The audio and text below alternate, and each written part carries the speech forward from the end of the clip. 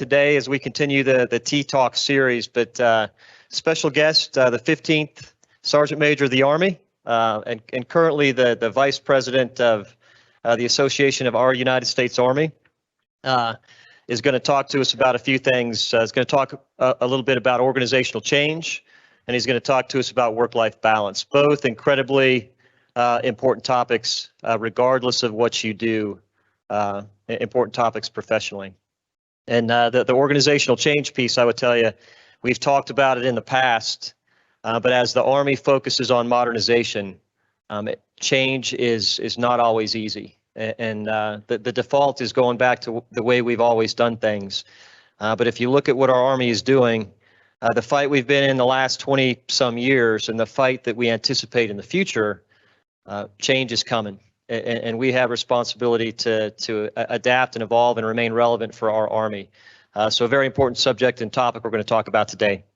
Sergeant Major of the Army, retired Daley, hails from Pennsylvania. I'm going to give a quick intro. Hails from Pennsylvania. He enlisted in the Army in 1989, so we're actually pretty close as far as I think our age. And but he has served a career infantryman. But I mean, served, as a private all the way up at the strategic level to the Sergeant Major of our United States Army. So really, it's a privilege to introduce him today, but I don't want to take any more time. I'm going to hand the mic over to Sergeant Major Daley.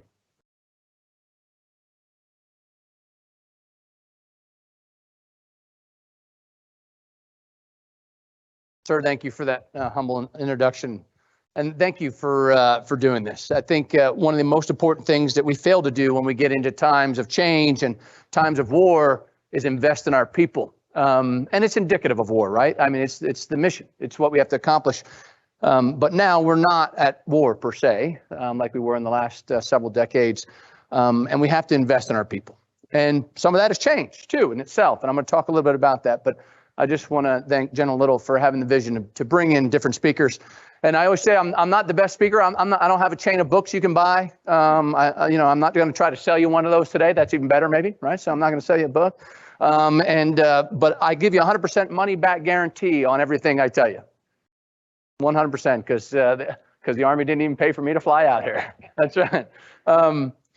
But if I haven't learned anything, and I can impart my wisdom on you, one of the benefits that I have, and I'm very humbled, was I got the opportunity to serve by our nation's greatest leaders, and over three administrations in the White House, and of course got the benefit to sit in the room with some of the most intelligent and wonderful leaders this nation produces in the Department of Defense. So hopefully I can impart at least some of their wisdom on you and at least carry that, because most of what I show you today and most of what I've learned as a leader in life, I plagiarized, and I'm happy to say that, right? Because I've had great mentors who've invested in me and have imparted their wisdom on me. And just like you today, I forgot the things I wanted to, and I retained the things that I thought would be valuable to me. So thank you, General Little and Sergeant Major Melendez, for the opportunity to come out. Spent a little time at White Sands Missile Range. The last time I think I was here in 2018 as the Sergeant Major of the Army. It was probably a really quick trip, if I remember. We were coming to check on some capability that was going on out here. I was at Fort Bliss. I took the helicopter ride up here this morning. I drove out. That was the first time I ever drove to White Sands Missile Range. It's pretty boring. Well, I'm just being honest, just being honest. But a key asset, and I can't thank you enough for what you do out here. If our soldiers knew all the great things that our civilians, DoD workforce, Department of the Army workforce does behind the scenes to make them successful on the battlefield, because armies don't win wars, nations win wars, and it's the strength of our defense organizations, all of our great continuity of our DA civilians who to build the great things that I always said is, hey, there's somebody out there, troopers, that's putting sharks on laser beams. I mean, laser beams on sharks and stuff out there for us, and they're always going to get us what we need. So thank you for your continued dedication to our Army. I got kicked out of the Army in 2020, December 31st, 19, really.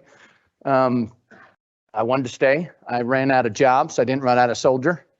They said, you can't be a soldier anymore. You got to let somebody else do it. But I didn't go far. I found this place that had the term Army in it. I figured, well, I guess my resume might be pretty good for that place. And I was blessed because I had the opportunity to come serve our Army. to be very honest with you, at the Association of United States Army. And I'm only going to spend a quick second. This is not a sales pitch because actually membership to your association as of October 31st, 2022 is free, 100%. So if you want to join AUSA, I no longer have to compete with the lawyers to say I'm soliciting because you actually have to have an exchange of money for solicitation. It's free now. I can say it all day long. General Little won't get in trouble and neither will I. That's right. So, because you never really retire when you're Sergeant Major of the Army. But I'm also your retiree chairman. So for your retirees, any retirees in the room, I'm the chairman of your council. I represent the Chief of Staff of the Army. That's a voluntold job. The chief called me and said, hey, and you're going to be the chairman of the, well, basically said, congratulations, you're the chairman of the retiree council. I said, do I get a choice? He said, no, I don't get a choice. But we represent you for the Chief of Staff of the Army. So I didn't fall from the tree very far. I got the opportunity to come join the association. The Association of the United States Army, unlike every other military association, is the only one that was actually formed by the Army in post-World War II. And the first president of the Association of the Army was actually the Vice Chief of Staff in the Army. And then it transitioned to be a nonprofit organization several years later to free us up to do some of the things that we couldn't do under the constraints of the legal authorities of the Army, like raise money. To give you an example, the Army decided they wanted to finally build a museum at Fort Belvoir. They did. It's big and it's beautiful. And we had to pay for it because the Army can. So those are some of the great things we do. But we also do wonderful things for soldiers. We fly around the country and provide leader development. We're an extension of for the leadership and a resource that is at no cost to the Army.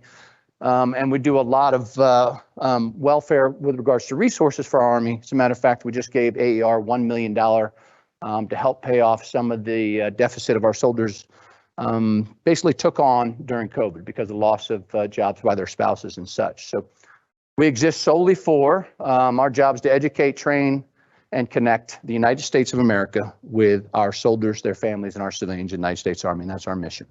If we find the mission to fall between the left and right limits of legal and moral, when the leadership of the Army asks us to do it, if it falls between that legal and moral compass, we will find a way to accomplish that mission, regardless of the amount of resources it takes or the time or energy. AUSA has been there for 70 years and will continue to be there. So that's my pitch. I hope I had to do that to get full credit for AUSA paying my way out here. So the CG asked, he said, hey, Sergeant Major, I got these great tea talks. And up until this point, I thought it was like sipping tea talks. And I'm like, well, I'm not a big tea drinker, sir, but I'll come out and talk to everybody. And I love to do this, actually. But I learned there's more to it than just tea talks. But again, I commend you for this. This is important. Just take a brief moment. I'm probably stopping some huge advancement for the Army right now, and the chief's going to yell at me because I upset some missile range or laser beam shark thing or something. But it's worth it because our people are our best investment. And he asked me to talk about two subjects. One was work-life balance, which I completely failed at, so I can tell you exactly what not to do. And two was organizational change, something that I had a lot of experience in. I was moving up to the Army. And I'm going to use an example today as a fun example today as the SMA about how hard this is, but how good it can be when you apply the tools necessary, suppress the emotion, and get after the mission. So, next slide, please. And if you have any questions during, please raise your hand. If you want to yell at me too, that's good too. I'm not Sergeant Major of the Army anymore. Two benefits to that is, one, I'm not Sergeant Major of the Army anymore, so I'm not legally liable for anything I say, which is kind of cool. I can get away with anything. And two is, you don't have to listen to me. I'm not Sergeant Major of the Army anymore. That's right. So what is work-life balance? You know, each month, when I was Sergeant Major of the Army, the chief and the SMA fly to Fort Leavenworth. And at Fort Leavenworth, each month is what is called pre-command course, PCC. And every single battalion commander, brigade commander, battalion sergeant major, brigade sergeant major must attend it prior to assuming command. This was, and I'm sure is still today, the number one question for the chief and the SMA at PCC every single month. How do we manage our work with our life? How did you do it? How can we get better at it? And I think they were looking for some golden answer. And the downside is that we'd always bring Mrs. Daly and Mrs. Milley with us. And they'd look over and go, yeah, I can't wait to hear what you're going to say. And to be honest with you, I tell them, the soldiers in the room, and those are actually, there's some civilians there too, but soldiers in the room is that you got to realize that we're in an Army, and life is going to throw some unpredicted challenges at you when you least expect it or when it's most inconvenient. And the 20 years of conflict that we were through put a lot of pressure on Soldier Life Balance. I know I had 5 tours in Iraq, and when you call your spouse at month 12 and say you're going to be there another 3, and then you end it with Merry Christmas, it doesn't go over well at the homestead. But my wife used to give the most eloquent answer to this. She said, in the profession of which we chose, in the life that we live, the understanding of service and sacrifice must be assumed. And it's not how much, but how quality of a time that you spend with your family when you get it. And you plan as much as you can, and you predict that it'll be unstable. But what you'll find out is that you will put an investment in the quality of your time versus the quantity of your time. And your life as acceptance of this service and sacrifice will be much more amenable to the family organization, right? So, we look at it as a work-life balance as a burnout, or it's competing with our high-skilled industry job here and the life we see of somebody that works a traditional 9-to-5 job. The Army is never going to be that. And for our Department of the Army civilians, a lot of times is they're helping us accomplish that mission that doesn't seem to have a time on the clock sometimes, right? Because it's got to be done.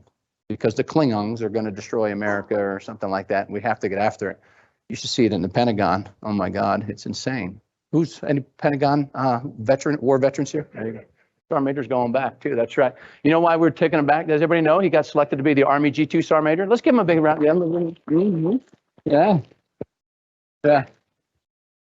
And I know he's always been here a short time. That might be a positive thing for some of you. I don't know.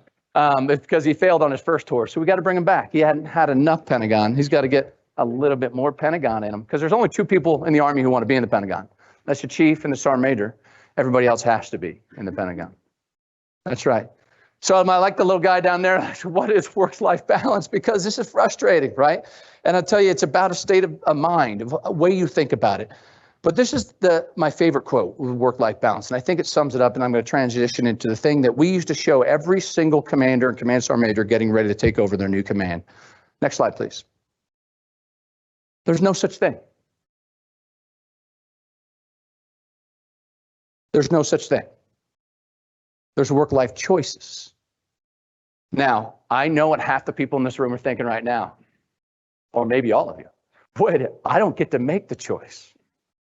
Well, yeah, you're right, but there's still choices. I didn't say they were yours. There's no such thing as work-life balance. There's work-life choices, especially in the business that we're in. It's hard, right? It's hard. It's hard when the mission is so important. It's so critical. When it's got to be done, it has to be accomplished.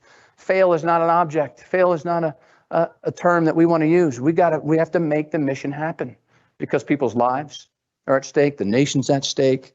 The economy, the program, the production of whatever you're working on, also very important. But there are choices.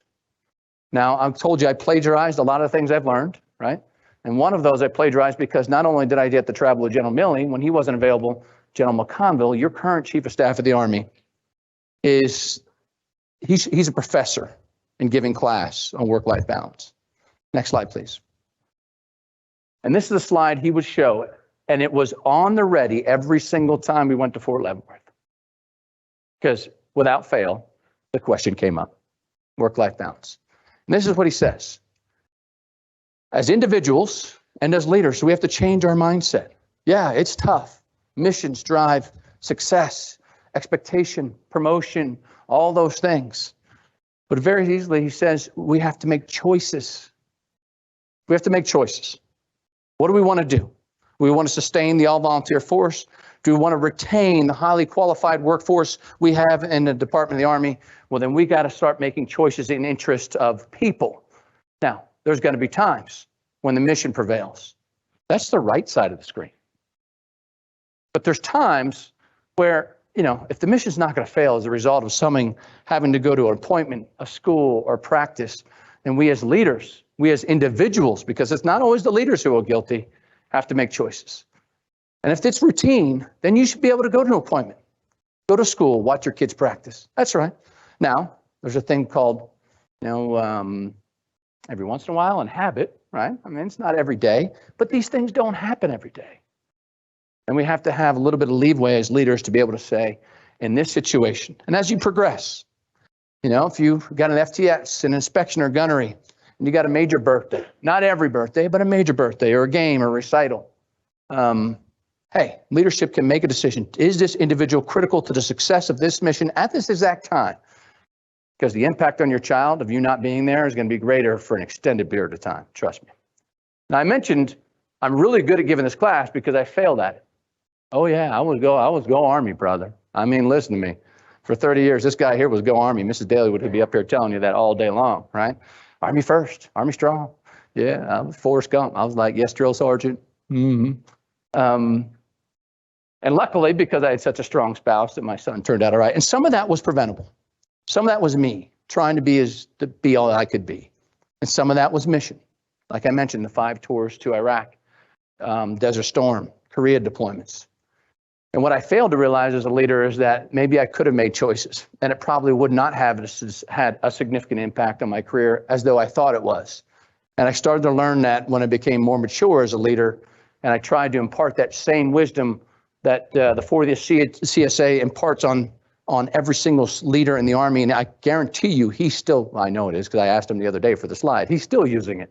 And we have to make choices because the service of which we all work for is not going to be consistent with the routine work-life balance that the American population assumes by having a normal job and living in the same location for 30 years. For life. Move into a home and live in the same location, go to the PTAs, be in the same soccer leagues with 3 generations of your children. It's not going to happen. Now I'm thinking about it, I'm like, gosh, I'm glad I got to move around every 3 or 4 years, you know? But if you accept this as the fact that this is your life, you serve an organization that has no higher calling, in my opinion, other than if you have faith. I believe that there's a higher calling there, so I'm not competing with that. But no higher calling of an occupation in America than what we all collectively do in this room. In order to be happy in that, you have to assume there's going to be sacrifice. There's going to be challenges with time, space, and there's going to be times when we go to war. And yeah, it's tough. I mean, as a leader in southern Saladin Province, when we were engaged in the insurrection of a fight, kicking indoors literally every day in the Sunni Triangle in Iraq, we had soldiers' parents or grandparents pass away, and no, you can't go home. But if you make time available for them to be with their family prior to that, that discussion is going to be a whole lot easier when it has to be. But if you're the person that's making the appointment, school, and practice incapable for your people to go to on a daily work schedule, the organization, the morale, the respect, the trust is going to quickly erode in that organization as a result of you making work-life choices.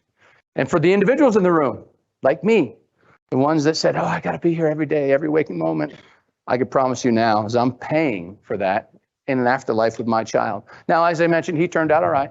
When you only have one and you're the Sergeant Major of the Army, you get judged of whether or not you're a good parent by the outcome of that child. Thank God Mrs. Daly did such a great job because he's actually, and you'll probably appreciate this, he's a rocket scientist. Yeah, he's on the Artemis team down in Huntsville, Alabama. Thank God. Thank God. Thank God. Because $600,000 and 7 years in college later, no, money will buy anything, right? I'm still paying for that too. That's what I said. I'm still paying for that because there's no way I was going to spend that 12 years of my life away from my family.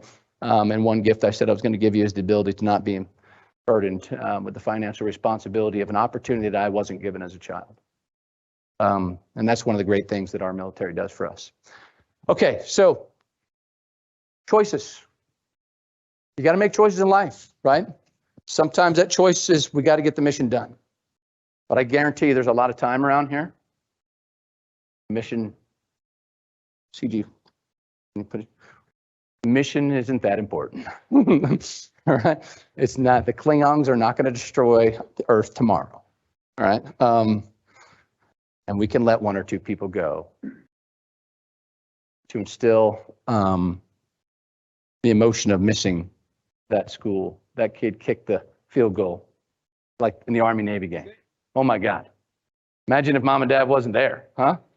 And there probably was a mom and dad not there. I mean, but holy mackerel, that was awesome. Any Navy folks in the room? Finally. I don't even care how bad that sounds. That's right.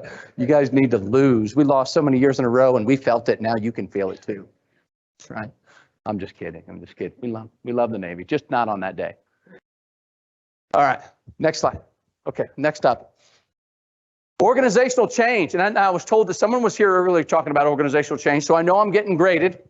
I know I am. What is organizational change? Why do we have to change this thing? God, we got a new CG. This guy's got all these stupid, great ideas. I'm going to pick on you a little bit, sir. There's some beauty to that. There's some belabor to that. I can tell you that there's a necessity to it. And I'm going to explain why. And there's a reason why the Army does what it does when it transitions leaders very rapidly throughout the Army. One, to give them experience, capability to be able to lead at the next level at a greater potential, but also to do this. So before we get into this conversation, because this is the majority of our discussion today, got a little brief demonstration from what is organizational change, please.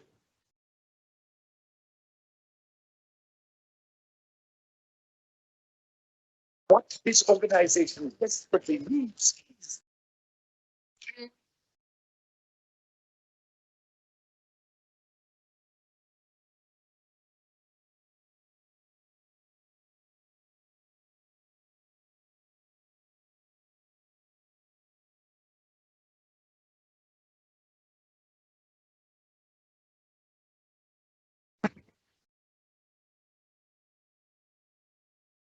All right. Hopefully you have a lot of whiteboards around here, right? So organizational change, it's hard, right? Was doing an interview with the public affairs this morning. And she asked me to describe that. I said, hopefully the Army will never get out of the habit of being in some state of repair. Because that's exactly what we have to do. And if we didn't, our potential adversaries, our potential near-peer adversaries, I'll be very fully honest. I'm not sorry, I'll say it out loud, have already capitalized on our ability to effect change in our military at a rapid pace. And they're meeting or exceeding the capabilities of hence why we are in such a state of change in our Army today from a technological standpoint and why it's so critically important. Because near peers have demonstrated their ability to wage war against organizations. I don't like to use names. I won't use them. I don't set public policy. That's the president, State Department, just a habit of form.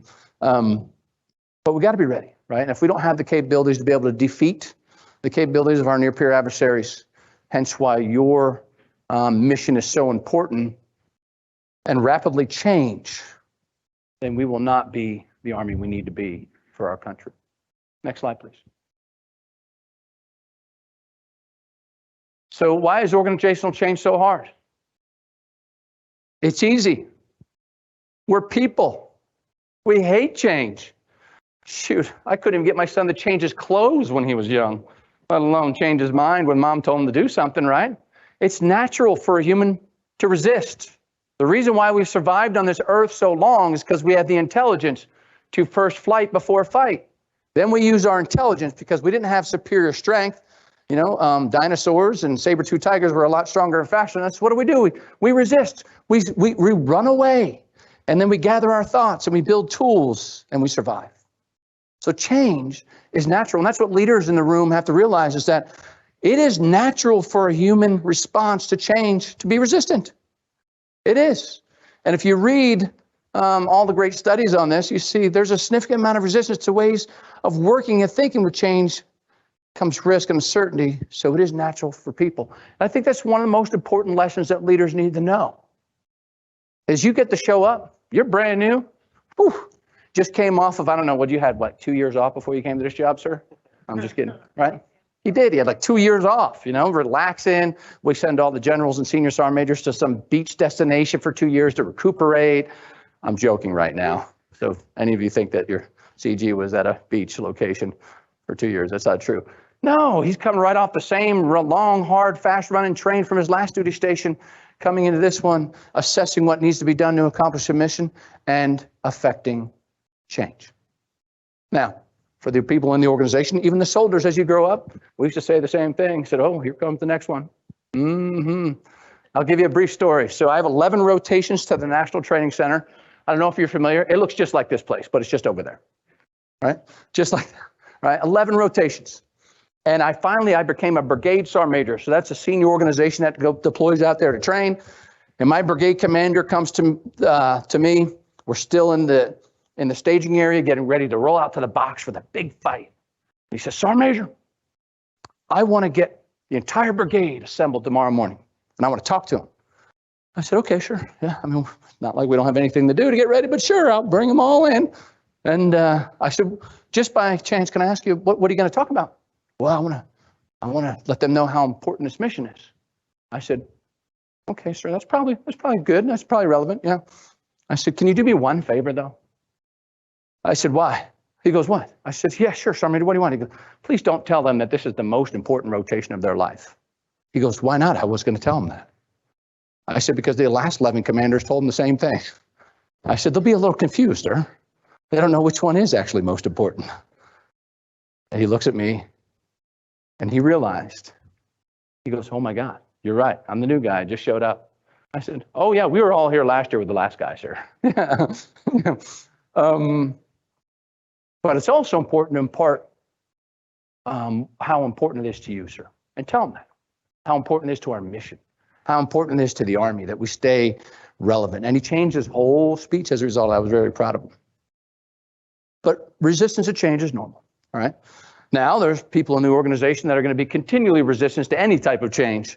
Those people are toxic individuals, all right? So we'll talk a little bit about that. How do you affect the change in those individuals? And sometimes maybe even can. And then decisions have to be made. But for leaders, you got to understand that this is tough work, all right? And we get set in our ways. We're humans. We're used to it. We're comfortable with it. And when you upset the routine, as Mrs. Dale used to say, I would come home from a deployment. I'm like, hey, I'm Dad. I'm back in the life. She said, hold on, Buster. We got a routine here. You weren't part of it for the last 12 months, right? And she was right. You know, we get up at this time. We eat breakfast this time. We go to school at this time. Yeah, you get in here and want to watch cartoons with your son before school. Ain't happening. Ain't happening, mister. You come in here and try to affect change. She said, why don't you just sit in the back? Because another 12 months, you're leaving again. All right. Yeah, she was right. Right. And I listened. That's why our kid turned out all right. Next slide, please. So an approach to organizational change. Like I said, I don't write books. I'm not going to give you, hey, this is the right way to do it, because it's going to be different based upon what you're talking about, what you're doing, the type of organization you're leading, the change that you're trying to affect, the severity of the change, how significant of differences from what you're doing now to what you expect the workforce to do in the future. There's so many variables out there. But this is something I learned. And I'm going to use a little example of, no, I don't feel good about myself and want to put my name on the pictures, but that's the example I'm going to use for you. So in 2018, as a Sergeant Major of the Army, I thought I was going to affect change. Now, ultimately, I did. The outcome came a good way. But I'm going to use my example of what not to do as a way to hopefully impart to you on what you should do to help affect change. I wanted to change the Army uniform. Now, that seems like an insignificant thing. When you talk to Congress about it, it's not. It's a very big thing, because we do this like, I don't know what, every 4 weeks we change uniforms or something like that. And we're not as bad as the Navy. They do it every 3.5, and I'm sure the Space Force is going to do it every week and a half, you know. And it was for a good reason.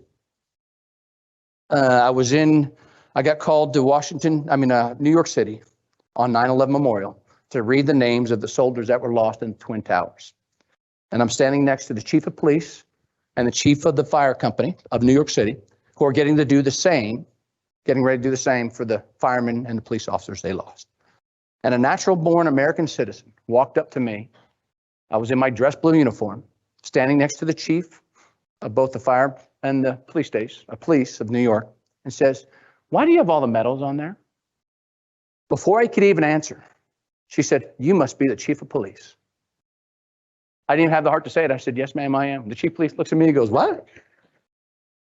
I said, obviously, they've chosen. A couple weeks later, I'm in Chicago. I'm meeting one of our CASAs, our civilian agent, Secretary of the Army. He had never met me before. I am walking across the street. It's summertime. I took my blue jacket off. Now imagine me, I'm in a white shirt with a name tag, blue pants with a gold stripe down the side, shiny black shoes. I'm in the center of downtown Chicago. I'm halfway across the street. I see him, I wave, and the traffic stopped. I'm not joking. I actually stood there for a while and directed traffic. I mean, I was like, hey, come on. And the Costa starts laughing. And then I realized, we need change. And if you go on YouTube, there's actually a video the day I took over Sergeant of the Army. I said, listen, I'm not going to be the uniform guy. Boy, was I a hypocrite. But that was pre-election, so it didn't matter. I could say whatever I wanted, right? That was a campaign speech. That was, no. And I didn't want to be the uniform guy. But we were coming into a time that we're actually seeing right now is we were waning. At this time, we had just begun to wane in the eyes of the American public. The war's drawing off. Afghanistan's becoming a less more popular in the American public and in the administration. We had seen the writing on the wall. We made mission. I just want to say that. I made mission when I was the SMA. But we knew what the future was coming because we were eating the debt.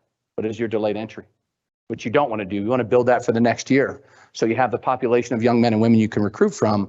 So you recruit as early as you can. You keep them in the debt. But we were eating that in order to make mission. But I realized that we weren't being recognized for our service other than this uniform.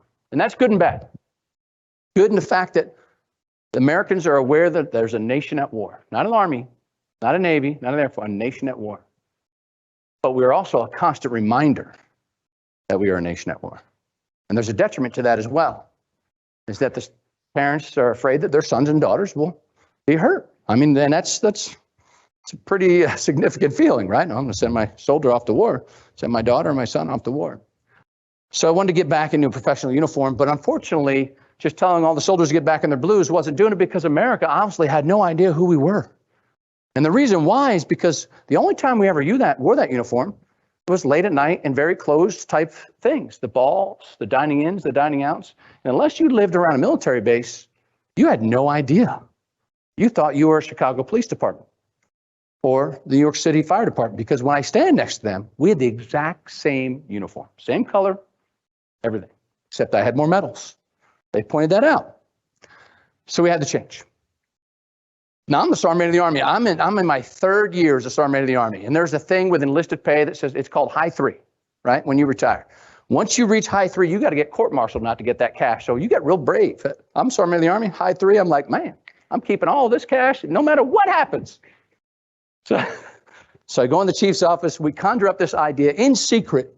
And I have that one set of uniform made. And then we decided, all right, how are we going to introduce this to the Army? What's the best way? Do we do a survey? Do we do this? And we went back and forth and we couldn't make a decision. And it was the night before the Army-Navy football game in 2018. I called General Milley on the phone. I said, sir, yeah. He goes, what's up, Sergeant Major? I said, I got an idea. I know how we're going to find out whether America likes this uniform or not. He goes, whoa, hold on there, stud. What are you doing? I said, I'm going to wear it tomorrow on the 50-yard line, walk out, put a coin toss. I want to wear this uniform. He goes, ooh, dude, you're going to get me fired. This is a true story. I said, well, yeah, that's what's great about having a sergeant major. I said, just tell him you didn't know. You know, sergeant major did that.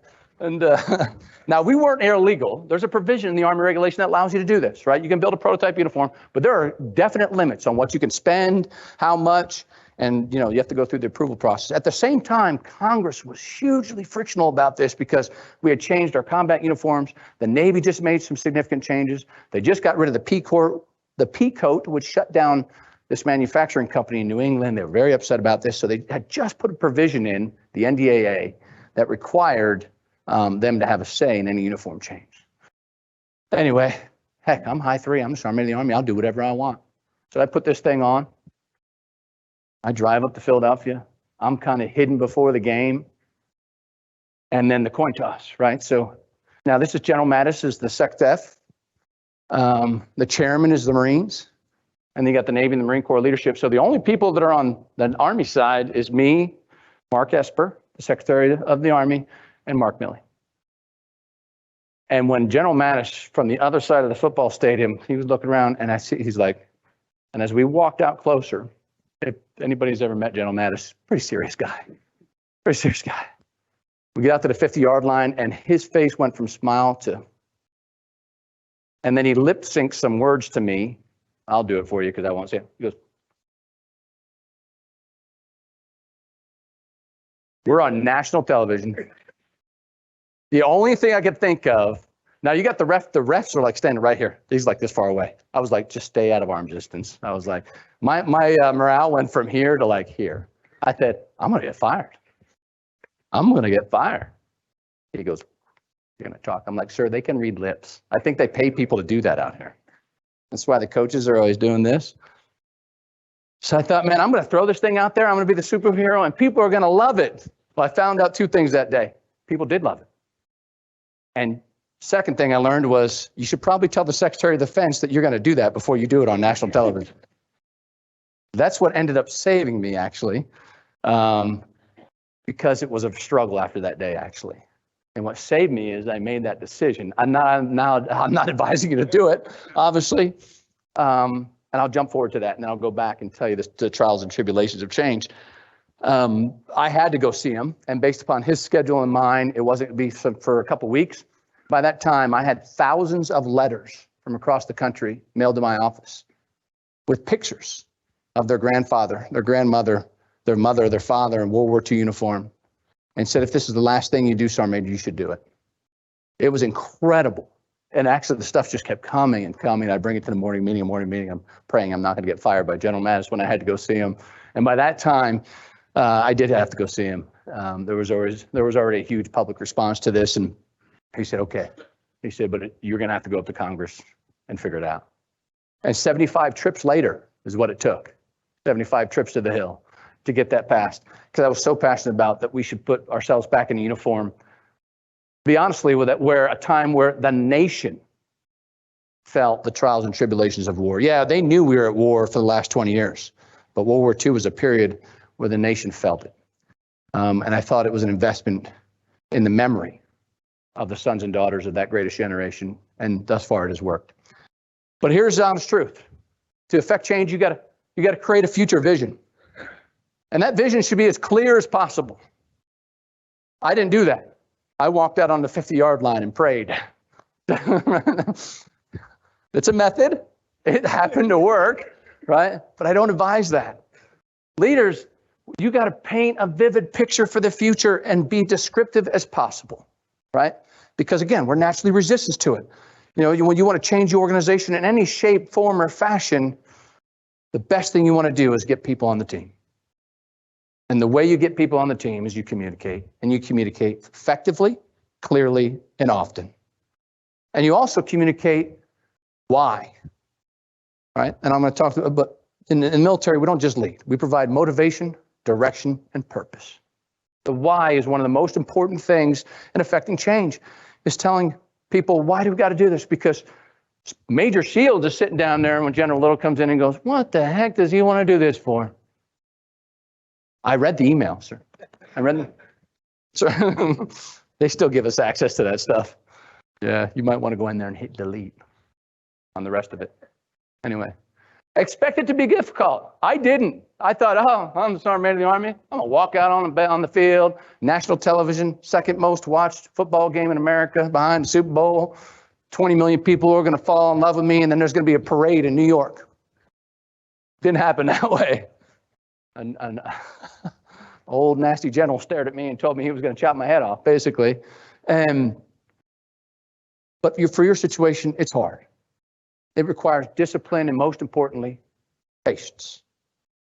Again, we're doing something unnatural to the workforce that needs to be assumed by leaders that it is unnatural, and it's going to have an acceptable level, listen to me, an acceptable level of friction. I have a young lieutenant, my first platoon leader in the Army. I still communicate with him almost 3 times a day. We're best friends. He's a colonel in SOCOM. His name is Colonel Anha, my first platoon leader in the Army. And I tell him all the time, you're so lucky you got me, not somebody else, because I won't share the first encounter story, but most platoon sergeants would have just buried him out back and ordered a new one. Yeah. And I used to give him lessons all the time, but I wanted the squad leaders to accomplish for him. And I wanted them to respect him. So I used to tell him, hey, sir, listen, if you come up with a great idea, and you're more than welcome, you're the platoon leader, come talk to me, and then go in there and tell the squad leaders. Now, the automatic litmus test is if you walk in there with some crazy idea that's not been done, that they're currently not doing, and none of them argue with you, it's probably terrible. If they all look at you and say, oh yeah, we'll do that. That's why some resistance is actually good in change. Because even as the leader, you come in with a great idea, I promise you there's a workforce here that if they accept it, we'll figure out how to get it done and get it done right and quick, right? If needs to be. And talking about quick, it takes time. You're not going to change people overnight. You're not going to change the Army overnight. I was definitely not going to outfit 1.2 million soldiers in an Army uniform overnight. Because frankly, the United States of America at that time didn't even have the textile capacity to do it, which was one of my benefits when I had to go sell it on Capitol Hill of putting some of that industry back to work in America, which worked. But change takes time, and it's a hard process. And one of the best healing medicines in all things in life is time. It's time. And when you get to that point, when you're using that time and you're allowing it to occur based upon the mission, right? Some things got to change right away. I mean, if you got incandescent light bulbs in your house, for Christ's sakes, go home and change those things. All right. Put some LEDs in there and save the rest of the world with us. Okay. But some things do take time. Many things do. Most of them do. And this is one of the key factors in helping the organization navigate through this understandably difficult process. You're going to hear me say that over again, is that's where we fail as leaders, is to understand that this is a difficult process, and there should be natural resistance to it, an acceptable level of it, of course.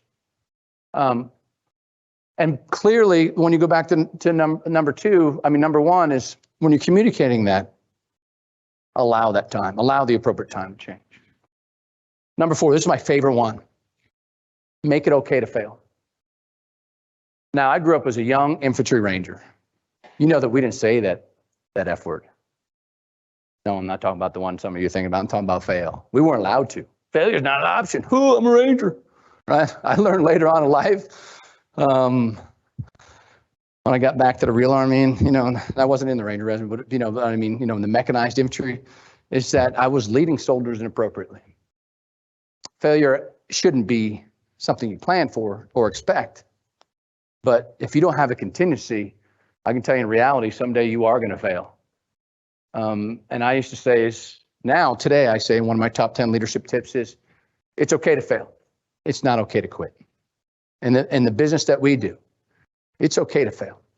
And when you're affecting change and you say it's okay to fail, it helps you in two ways. One, it allows the organization to know that they can take a risk in doing something they haven't done before, and they're not as skilled or maybe as trained, and they're not under the pressure of you coming down and screaming at them when the first thing fails.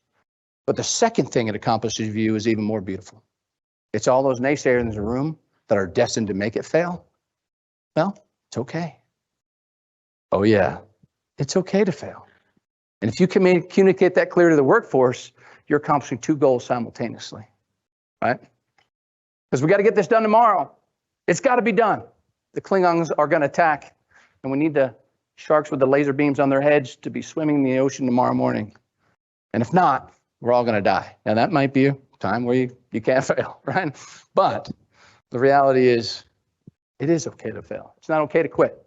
And as leaders and as an organization, I think if you express that, communicate it clearly, thoroughly, and intentionally, right? So you got to mean it when you put it out. You got to honestly mean it, and the workforce has to absorb it as if you did mean it, and they understand that it is okay to fail. The change will be easier to influence. Lastly, allow communication. And here's where we fail as leaders. I'm going to be very honest. This is where we fail. Listen, this is what I want. I want the Army in dress greens tomorrow afternoon, just after lunch. Okay, maybe at 1400. Right? What I really need to do, what I should have done, is went to the senior leaders forum and stood up there, because I did that after this. Another real quick story. And I'm standing there in the uniform, the senior leaders forum. Now, this is all the 4 stars, the 3 stars, the 2 stars, and their sergeant majors across the entire Army. We do it annually. I'm like, hey, I need everybody behind this. And they're like, yeah, right. Like, I want a new uniform. Even though America wanted it, doesn't mean every soldier wants it. But every soldier did want it, actually, as a matter of fact. And we talked about it. And General Brown, who is now our president of the association, actually stood up and help me, because I was failing at the conversation. I'm standing up on the stage, all right, let's talk about it. And I couldn't get anybody to even communicate about it at the time because, us senior leaders, we didn't really care about the uniform. And yeah, we knew the impact it would make if we changed, but it was just about the money we're going to have to spend out of our pockets to go out and get a new uniform. That's what it really was. Generals are cheap. I don't know why. They get paid the most money, right? It's the other thing too. So when you're the SMA, that's great because it's crazy. You can get away with making fun of generals. It's crazy. I used to walk down the Pentagon all the time. You do PT this morning? No, you're going to jail. You do PT? Yeah. I sentenced you with guilt. It was awesome. I knew none of them did PT. I lived on the same housing area with them. Their lights were out at 7:30. Jesus. Anyway, allow communication. One of my best leadership tips that I stole from somebody else is you got to be more informed and less emotional. With ignorance comes emotion. And that's how leaders fail. That's how leaders get fired. Leaders do not get fired for flanking the army to the left when it should have been the right. They get fired for doing stupid stuff that they know they shouldn't. And what usually drives that is emotion. It might be the emotion that they now pinned on that new rank and they're better looking than they were before, right? It might be the emotion that, when you get upset from an organization or an individual in an organization and you make rash decisions in a short time span without consulting your peers, right? That doesn't help affect change. That's part of the resistance, right? And it takes time and experience to become more informed and less emotional. And when you communicate the change rapidly and consistently and you get honest feedback, now there's a difference between honest feedback and creating an environment conducive to such.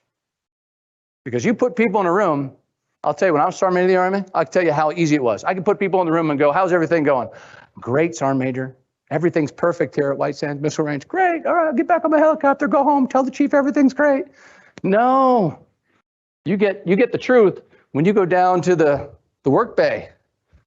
All the leaders are gone. I go, hey, Melendez, what's going on, man? Hey, what's up, man? Where you from? Hey. Give him a shake, man.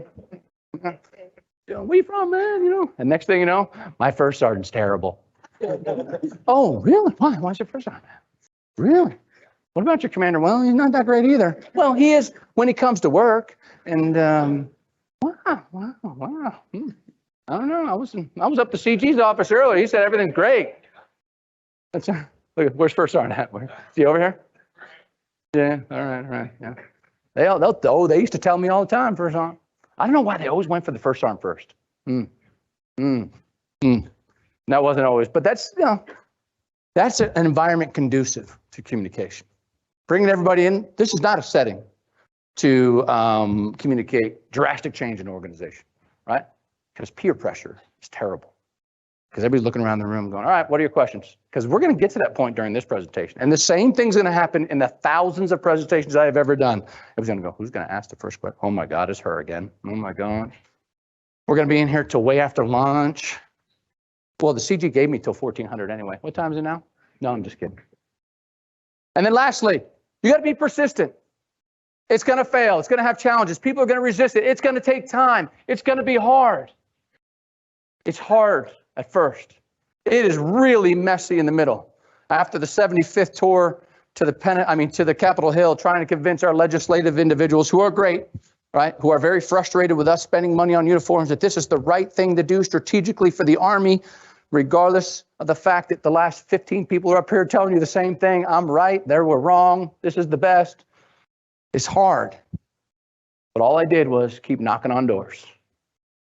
And then I took this little map that I had our PEO and public affairs folks put together, and I found out every single business in America that was going to make a piece of that uniform, from the shoelace eyelets, literally, I could tell you where they were made, all right, to the top of the hat.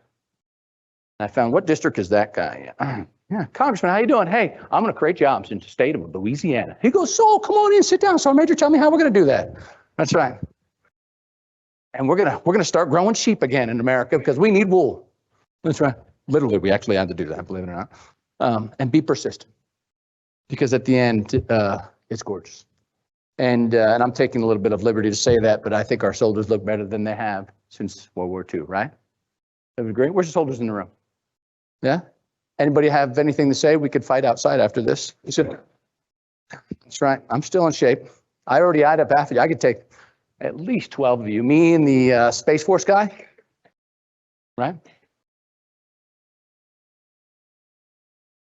Take out a lot of you. Be persistent, because if it needs to be done, one of the greatest and hardest challenges and responsibilities as a leader is to drive change. So that's the next, leads me to the next slide. Because what does drive change is leadership. There is no secret sauce. There's no book I'm going to sell you about the 7 steps to change and being successful. This is it. It's leadership at every echelon, right? The action of leading a group of people or organization in any aspiration, in any situation to include change. So I don't mean to do this, but I'm going to intentionally insult your intelligence because I need a segue to the slide that I really want to talk about. So next slide. What is a leader? Well, it's the person who leads or communicates, right? It's the person who has the authority to effect change. I'm going to talk about how they get that. But I love the Simon Sinek. If your actions inspire others to dream more, learn more, do more, and become more, then you're a leader. You don't have to have the position or the rank to be a leader. I used to say, one of my top 10 is, if you have to remind people all the time that you're in charge, you're probably not. There's somebody else in the organization that's actually leading the organization, right? But the commanding authority is a key and critical, especially in our military. So what is authority? Next slide, please. It's the power or right to give orders. And I love this cartoon because that's me coming home from my 3rd tour in Iraq. And I'm looking at my kids and saying, just wait until your mother gets home. I had a position, but I had 0 authority in our household. I still do today. You know, I get all excited. My son, he's taking a break from the Artemis rocket team. I see my phone ring and I was like, oh, Dakota Daly. I'm like, hey, son. He goes, Dad, I ain't got time. Where's mom? Damn. I'm not paying. No, I will have to anyway. Your mother will make me pay for it anyway. All right. Yes. All right, son. Hold on. I'll get her. You know. So again, even if you're in the position, you got to have the authority, the power to give orders. And this is what I want to talk about. This is how we affect change. A leader's ability to use their power is one of the most understood but most simple things that could be accomplished and define them as a leader. Next slide, please. So what is power? It's the capacity or ability to direct influence the behavior of others, to achieve a course of events, to get an outcome, for us to accomplish the mission. We do that in the Army by promoting motivation, direction, and purpose. We don't just tell people to do things. We inspire them. We give clear direction and clear vision. And that's why we are successful at tasks that no other organization in this world can do. But power in itself has to be defined and understood, because it can be corrupting, it can be incredible, it can be toxic, it can have humility. So how do we exercise that power? Next slide. This is one of the favorite classes. We actually used to teach this back when I was a PLDC instructor. Translate for you young soldiers in the room. That's the basic leader course, right? After we made it newfangled and put it on the interweb. It used to be PLDC. We used to use overhead projector slides and pencils. Pencil is a thing with carbon inside of it that, yeah. But you have to explain these things, right? It's like a library. They drive by it every day and go, what is a library? That's right. We had to go there. They don't have to go there. They're smarter than us, though. Sorry, mate. I know what you think. They're a lot smarter than us. But 2 smart guys in 1959, French and Raven, said they described what power were and clearly defined. I'll tell you, this has been emulated across. If you Google power, you're going to get this. There is no other standard on the definition of leadership power. And we actually used to teach this. We took it out. I don't know, it was in our leadership manual some years ago. And I think it's something that we should invest in educating the future on. They described there to be 5 types. There's actually 6. I left that one out later on. I guess when they had a couple cup of coffees, and a few years later, they had informational power, which is actually, informational power is a very good description of power. But I want to focus on these 5. And it's broken down into 2 major segments. Next slide, please. First, you have your formal power sources. Now, we're incredibly familiar with these in the business that we are in the military, right? Because the Army empowers us through our authority. They do that legislatively, legally, through both Congressional Act and the Uniform Code of Military Justice. And therefore, people must listen to me because I'm in charge.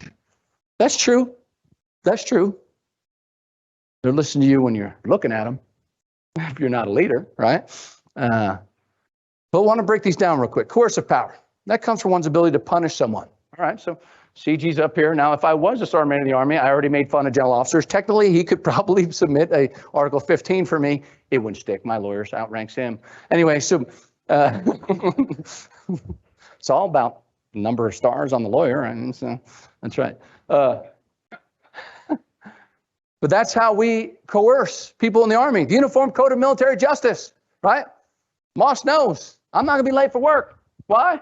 I'm going to get an Article 15, right? I'm going to lose some pay. One half for 1 month's pay for 2 months. 45 and 45, right? Every soldier knows that language, don't you? Mm-hmm. Yeah, making big rocks and the little ones. A lot of work out here to be done on that area. Big rocks and the little ones, right? And then there's reward power. This is the least understood in the military. Gosh, this frustrates me. And I'm not talking about the example you used there as, yeah, we can't give money. You're right. But you know that countless studies show that monetary compensation is not the number one reason why people go to an organization or are retained by an organization in America. It's just the number one capitalistic society in the world, but therefore money is not the largest driver. Now, don't get me wrong. It is awesome. I like money. I just figured that out after I retired. It's really cool. I didn't have any for 30 years. And when you it's like giving a kid the first piece of candy. They're like, oh, where's this stuff been? Right? But it can corrupt and it's bad for you. And it just drives you to want more. So I give it all away now. Does anybody want any? No, I'm just kidding. I don't have that much. I work for a nonprofit.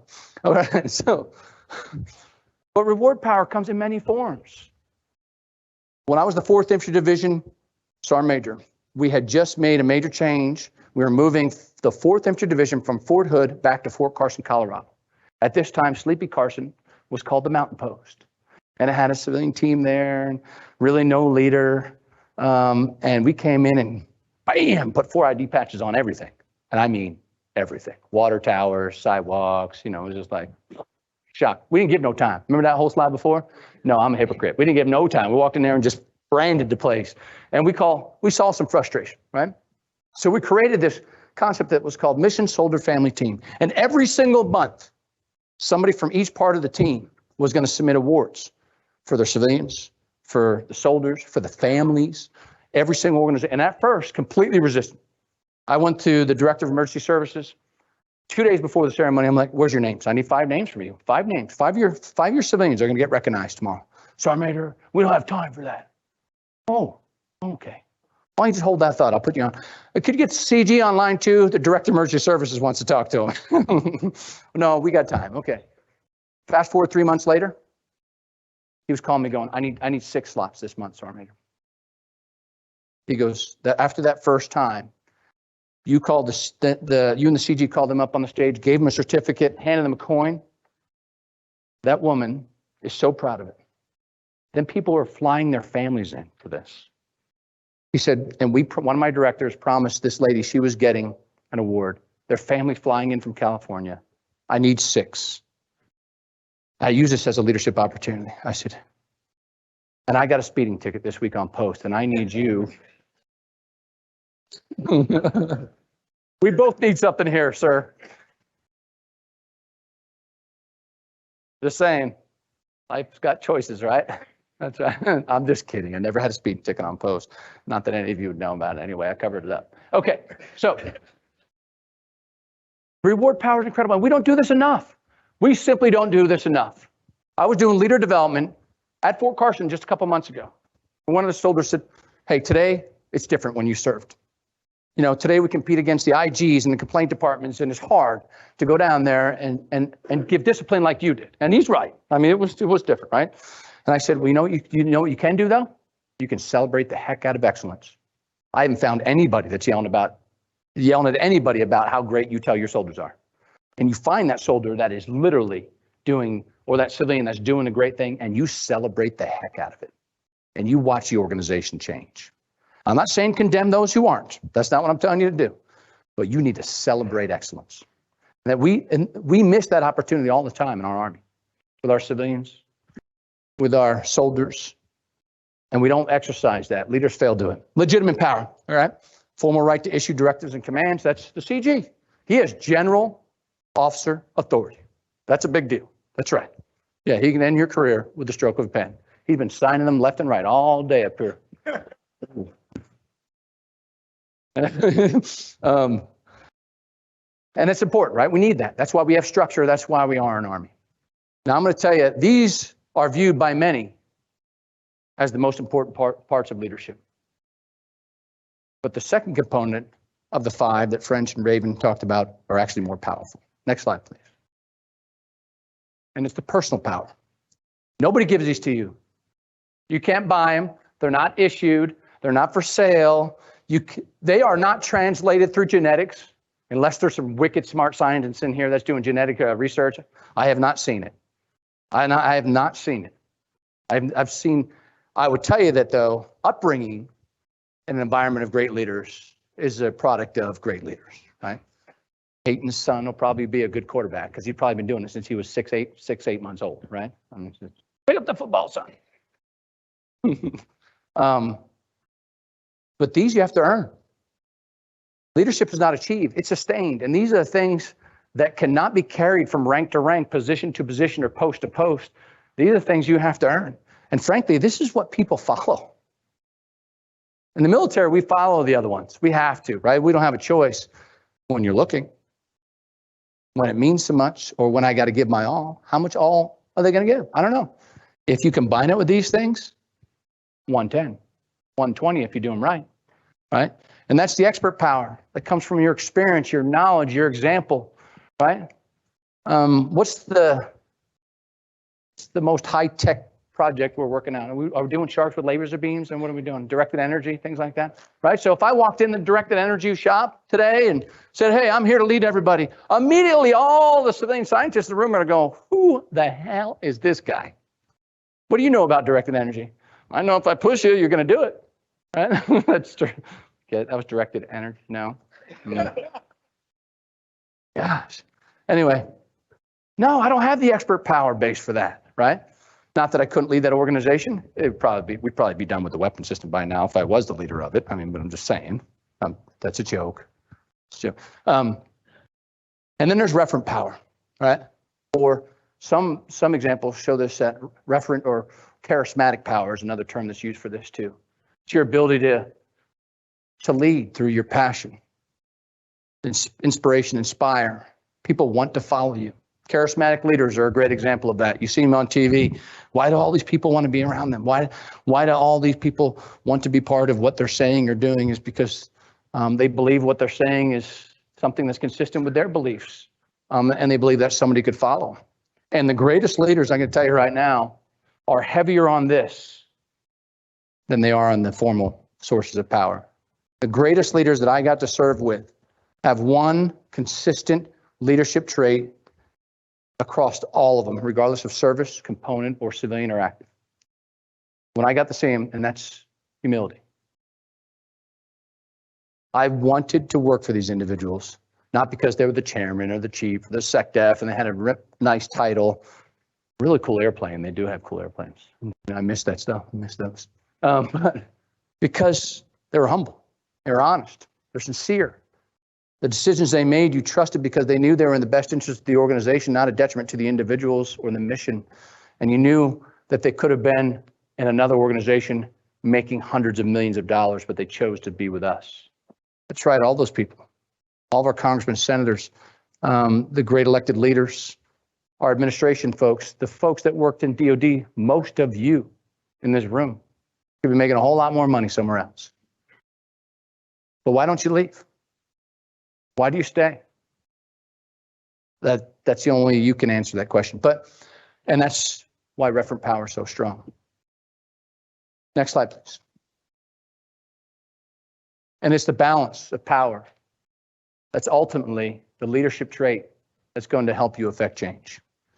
It'll determine your success or your failure, I promise you. And it can establish an organization culture. It can impact your relationships with your colleagues, your peers, your subordinates, and greatly affect change. And one of my great life mentors over there, it always seems impossible until it's done. It's going to be hard. It's going to be tough. and it's going to take work. But if we don't change, and this organization we call the United States Army doesn't drive it from every single leader they put in this position every single time, then we are failing as an organization.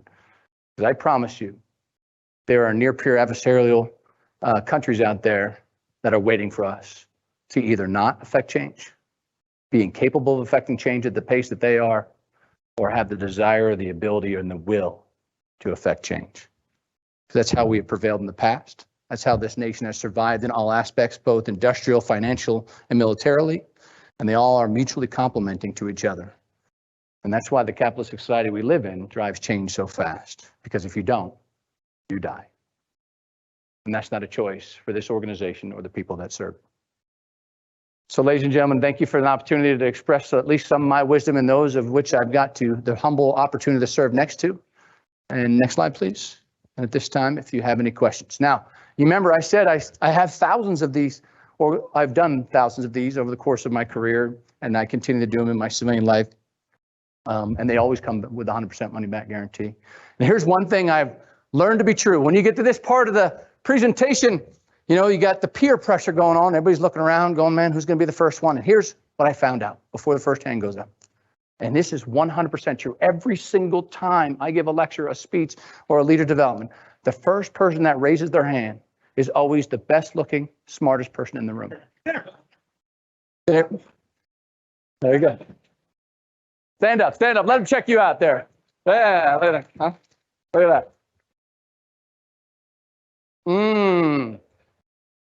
All right, there's always failure at some point. I'm just I'm just kidding. What's your question, buddy? What's your question?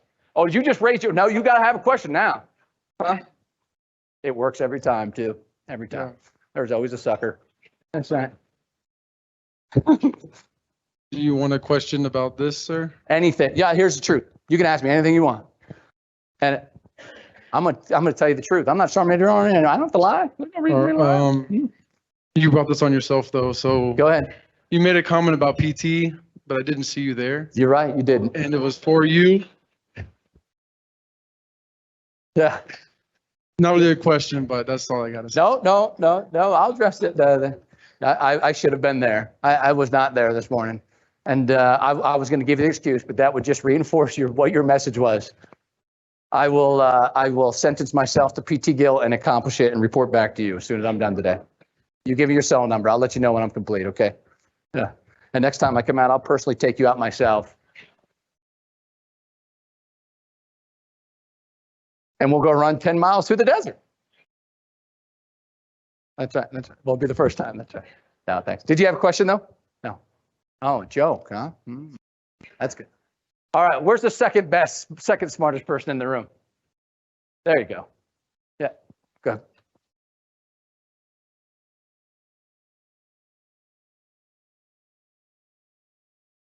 What has been your motivation throughout your career to like stay all the way through and then even after retirement continue with the Army? Yeah, that's a great question. So I'm going to sound cliche-ish, like a cliche-ish is if I'm institutionalized, and I am, you know, prisoners that don't want to get out of prison because they've been there so long. I believe in this stuff. Where I grew up, I was in a very poor household, not broken. Right, so hardworking parents with faith just didn't have the opportunities presented to them. And thus there was not a lot of financial resources to do that for the next generation of my family, but there was something else, inspiration. My dad got to serve in the Army along with his brother in Vietnam, both my fathers in World War II. And from the time I can remember being able to mentally record a story, I heard about their great service, their great sacrifice, what it meant, how proud the family was of it. And every one of them said that I should have stayed.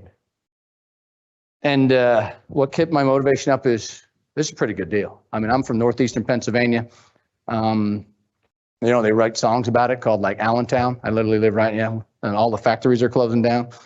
Where I grew up, it was three options after I graduated high school: coal mine, moonshine, or move on down the line. That's right. Almost literally, actually, almost literally. Thought about moonshine for a minute, and I thought, no. And the Army gave me incredible opportunity. And I never thought to waste it. I remember my father telling me, he goes, the greatest thing about the Army is when you go there, you're going to be nobody. And it's up to you whether you want to be somebody. And every day I wanted to take advantage of it. I took every school, every opportunity, every college opportunity that they presented me. I have a degree in automotive technology. Why? I don't know, because it was free. It was free.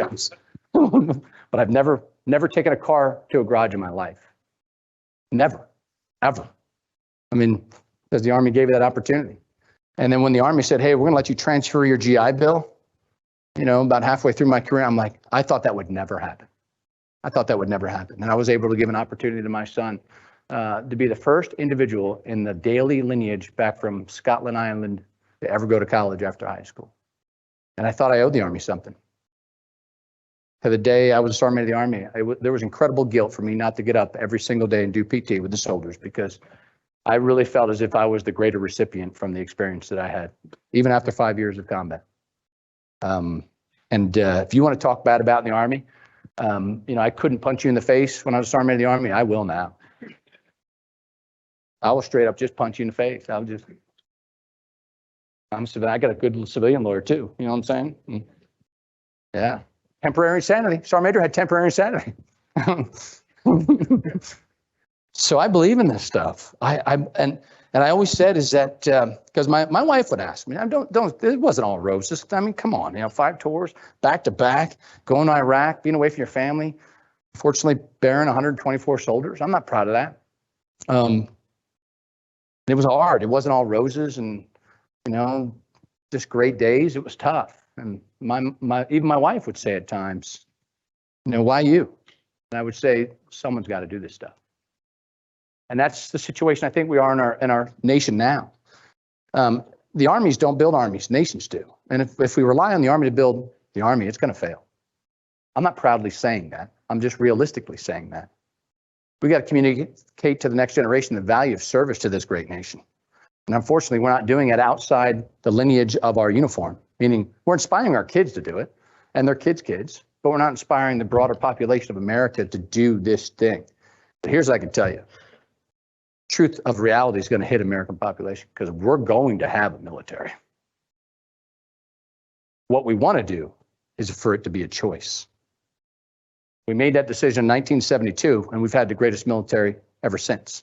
And we did in the past. I'm not saying it was bad then. But you say the word draft on Capitol Hill? Personally, I came up with I came up with an example. I think every high school graduate should take one common examination at the conclusion of high school. And then that way, if you fail it, you don't get into college. You see how this is working? You get one. And it chooses whether you go to industry, government work, or uniform, right? And the Army gets the first 10%. Wow, or you could go out and just inspire people to join the military. Your choice. You see what I'm saying? So I believe in this stuff.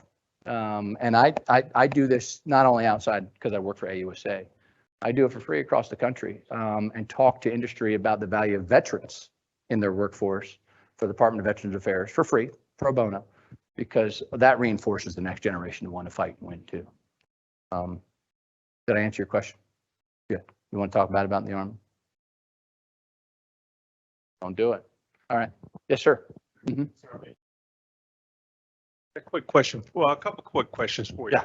First one, Harmony Church or Sand Hill? I'm sorry? Harmony Church or Sand Hill? Oh, Sand Hill. Sand Hill. I was post. Yeah, it just changed. Oh, okay. Yeah. It was Sand Hill was a lot harder though. Okay.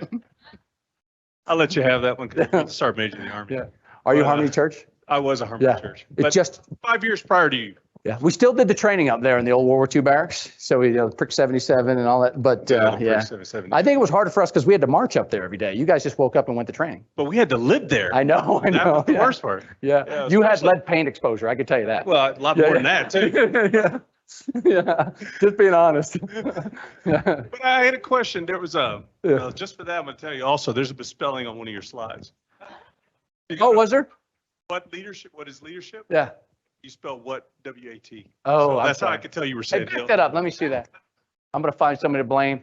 Go ahead. My director of NCO and Soldier programs, Troy Welsh, put these slides together for me.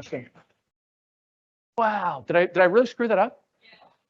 Where's, oh! There you Dan go. Hill all over that slide. But, Man, okay, but. Okay. my hey, other- my you know other what, you're getting question- your money back. My other question for Take you. it down, it's embarrassing, take it down, yes, yeah, You talked about failure. Failure was okay. yeah, I just did it. Well, that wasn't a failure on your part. So whoever approved your slides. I made those slides, I did. Okay. Yeah. But, But statistically, though, if you looked at the whole total number of words on all my slides, I got like a 98.3. oh, yes, sir, 100%. But my question goes back to, you talked about failure in, Mhm. Coming in as a young soldier in the Army, the Yeah. worst thing you could do is fail. Everything from your personal tasks to the medal, everything had to be accomplished. Yeah. There was no room for failure. Yeah. In what context are we to accept failure now? That's right. Yeah. Yeah, I would say, in not the context of which we plan for it, but in the context of that we don't discriminate or demoralize the organization. Because I think it's the understanding as a leader, an organizational and strategic level leader, that there's a reality of it, right? If you go back to World War II or Vietnam, any of the wars, Civil War, and if we had thought that we were going to prevail in every situation, and guys like McClellan, and Eisenhower and all those folks didn't somehow assume that at some point there's going to be failure, they would have not have thought of the course of actions to overcome that. So we're not in the, I know this is hard. We're not in the business of saying, hey, we're going to go out today and just fail real good. You know what I mean? We don't do that. But leaders that don't think about the potential of failure, or at least the acceptance of it when it happens, will not be able to prevail or counter the situation in order to achieve the goal or continue the mission. That's why I changed my tune as a young sergeant. I was like, we don't fail. We don't fail. And, you drive this sincere, the organization when it does, and you have leaders that can constantly say that, they fall real hard. And they feel like failures. And it's tougher. I'll use a very, very, very personal example. And it's probably not going to go over well, but it's the truth. So when we were in Iraq, we'd lose a soldier. It brings the whole organization down. I used to love General Milley used to say, in the Pentagon, when we lose a soldier, it's a statistic. At division and corps, it's a number. At company, it's a name. In a platoon, it's a brother or sister. That's the difference. And it brings an organization down. And we used to pull them off the rotational schedule, especially when we were in the heavy part of the fights in 09-11. And they would sit and think about it. And it was so much harder to get that platoon back on its feet. So I quickly realized we shouldn't do that. We got to turn right back and put them right outside the gate. It's tough. It's tough. They felt like they failed. They didn't bring their brother, their sister back with them. And I learned that, well, you know what? That's right. But you're going to go back out. And they completely snap back into being an effective organization. But you also have to watch that they don't go out there and try to revenge the death of those things. So I think it took me a while to learn as a leader that, and it's even tough for me to say it out loud right now, that failure is acceptable. I hate to say that, but it's a reality. I think better the conversation is, and I think my meme or in the way I write it in my leadership tips is, I can accept failure. What I can't accept is quitting, right? So I don't want you to fail. I don't intend you and fail. I hope we don't. But as a leader, I've already thought about the next course of action that's going to help us succeed if we do. Okay. Hopefully that's helpful. Next question. Yes, sir. Thanks. One of your slides, I've had some great. Not another spelling mistake, right? God, No. my English teacher's going to as you can see with my grade. As you can see with my gray hair, I've had some changes and some great leaders. Yeah. One of them I had said something about change. When we have change, is a grieving process. I always like that. But on your slide, I was going to see one of the steps is. I like that. I'm actually going to steal that. I like that. I like that. Yeah. On your slide, you talked about communication, and I was going to see if you had any good examples of when you enforce change and then you have that communication back and forth. Do you have any good like how to present that verbally Yeah. or in writing, or you want it briefly and get over it with it quick, or do you extend it and allow conversation back and forth? Yes, sir. I think it's important for a leader to get in a large organization, large formation, and especially if you're talking about a change that affects the entire organization, and be very clear on what the change is and the purpose and the thing. And then follow up that by not doing the two-way communication in that form, or at least you can offer it there, but be understanding as a leader that that's not real. You're not going to sit in this kind of situation and get the truth from everybody. There's about 5 people in this room right now that want to ask me a question, but don't want to because they're afraid that they might not be the right place or time, or lunch is more important. I don't know, right? And maybe lunch is more important. Maybe you haven't eaten in 3 days. That's more important than listening to me, right? So then I think it's a leader's responsibility to go down to the echelons of which change is most affected or impacted, or the result of the work that has to be done to accomplish, and create the environment that's conducive to conversation and feedback. And if you don't, you're not serving the responsibility of the communication to affect change, right? Go down to the shop. Listen to the person that's been on that system for 20 years. I guarantee you they have something intelligent to say to you. I guarantee they have something that will make you either change your mind about change, affect the way you develop the change, and it's important. And do it often. Over communicate. I used to love over communicate, not to the point to where people are missing lunch. You know what I'm saying? Because then, like I said, there's about 4 or 5 people in this room too that started to forget everything I said as soon as I put the first slide up. That's fine. That's fine. They do remember the jokes though. I can tell you that. But yeah, I think that's important. Is that you do have to get in a setting, make the entire organization realize that this is something important that we need to do and why, and then back that up and reinforce by giving opportunity. In every situation that we've ever done something, when I go down to the smallest element that affects change is affected, you get incredible feedback. Incredible feedback. And then if you want to hyperspeed change is when you celebrate excellence. Over celebrate. Make it a big deal. It's easy. It's cheap. It's cheap.